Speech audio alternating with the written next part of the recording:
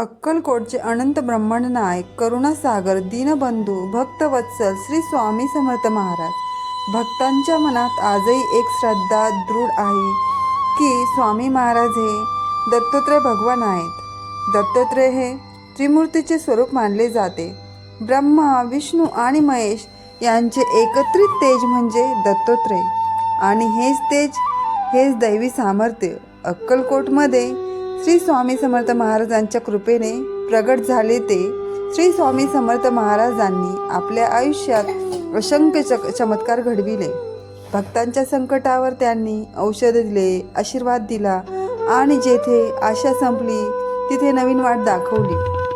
हा दिव्य समर्थांचा झरा दत्तात्रय भगवानांकडूनच प्रगट झाला असे म्हणतात.